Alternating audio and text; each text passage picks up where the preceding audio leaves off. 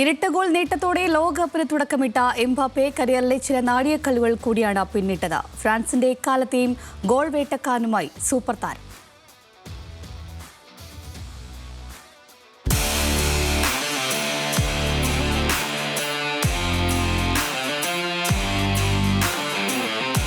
Sniper ഗണ്ണിൽ നിന്ന് പാഞ്ഞ വെടിയുണ്ട കണക്കെ ഒരു ഗോൾ.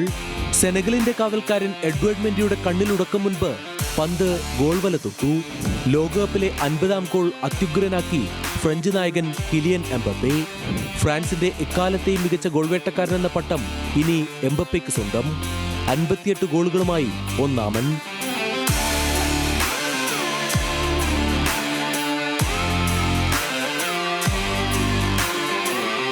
ാണ് ഗോൾ നേടിയ ഒളിവർ ജിറൂദിന്റെ റെക്കോർഡാണ് പഴങ്കതിയായത്. 57 ഗോളിലെത്താൻ ജിറൂദിന് 137 മത്സരം കളിക്കേണ്ടി വന്നെങ്കിൽ എംബപ്പയ്ക്ക് റെക്കോർഡ് മറികടക്കാൻ വേണ്ടി വന്നത് വെറും 99 മത്സരങ്ങൾ മാത്രം. തുടരെ 3ാം ലോകകപ്പിലും ഗോൾ നേടിയ എംബപ്പെ ഗോൾ നേട്ടം 14 ഉയർത്തി.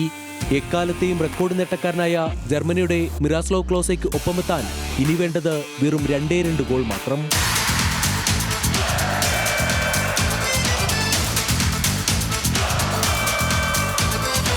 14ാം ഗോൾ നേട്ടത്തോടെ ലോകകപ്പിൽ ഏറ്റവും കൂടുതൽ ഗോൾ നേടുന്ന ഫ്രഞ്ച് താരമെന്ന ജസ് ഫോണ്ടെയിന്റെ റെക്കോർഡ് എംബപ്പെ മറികടന്നു.